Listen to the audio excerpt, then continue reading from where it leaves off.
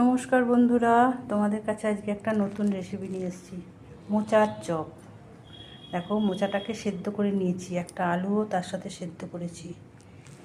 আর সেদ্ধ করা মোচা, সেদ্ধ করা একটু মটর লাগবে। এখান থেকে এতটা নেব না, একটুখানি নেব পরিমাণ মতো। আর এদিকে মশলার মধ্যে লাগছে, দেখো বন্ধুরা, মোচাটাকে ভালো করে চটকালাম।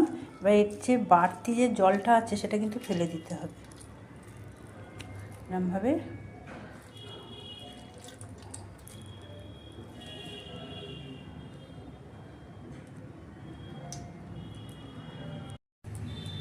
দেখো, এবার কড়াতে একটু সাদা তেল দিলাম, দিয়ে এই মোচা মাখাটা এর মধ্যে দিয়েছি।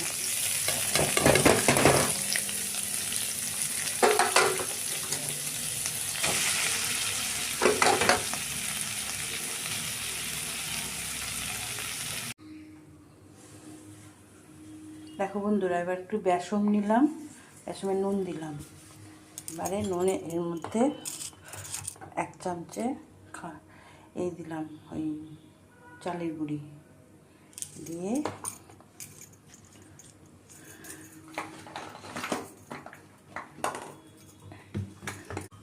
দেখো বন্ধুরা,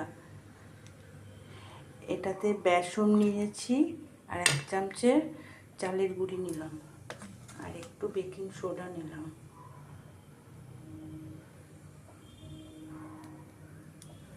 তারপরে এই ব্যাটারটাকে সামান্য জল দিয়ে দেখো, কড়াতে তেল দিয়েছি। এবারে এই ব্যাটারের মধ্যে এই চপগুলোকে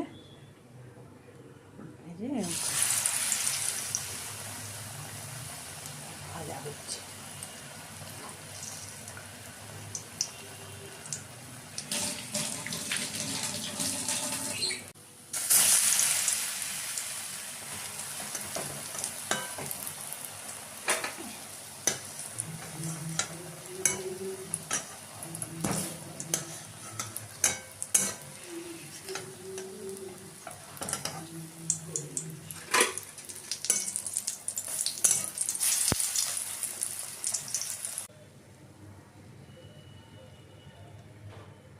দেখো বন্ধুরা, আমার মোচার চপ হয়ে গেল।